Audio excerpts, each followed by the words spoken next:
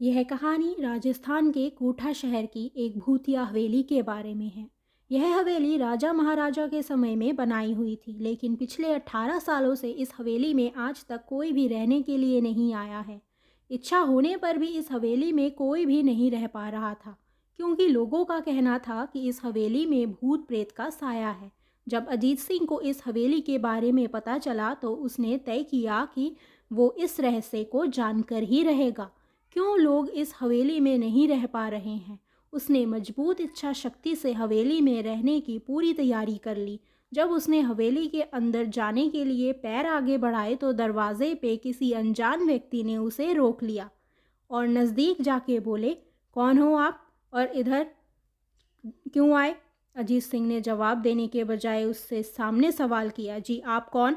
मेरा नाम अर्जुन सिंह है और मैं यहीं पास में रहता हूँ।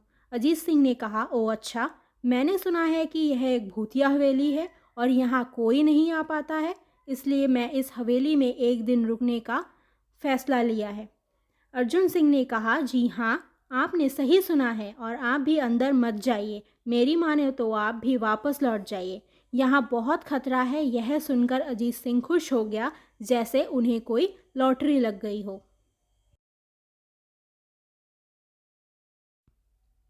अर्जुन सिंह ने उसकी खुशी को देखकर बोला, आप क्यों खुश हो रहे हो? आपको भूत का नाम सुनकर डर लगना चाहिए।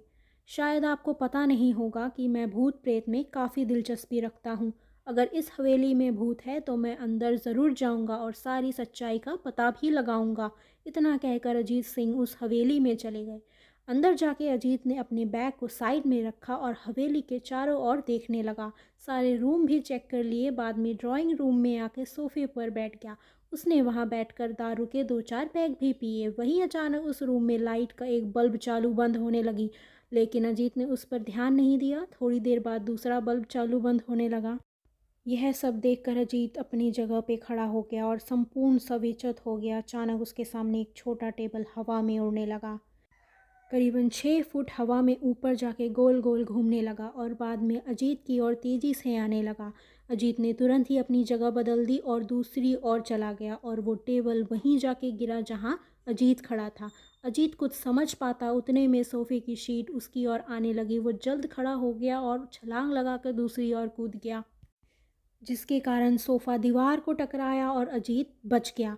अचानक सब कुछ शांत हो गया। अजीत ने चारों ओर सतर्कता से देखा और बड़ी आवाज़ में बोला, तुम जो भी हो सामने आकर बात करो। वहीं एक बड़ी परछाई उसके सामने आई।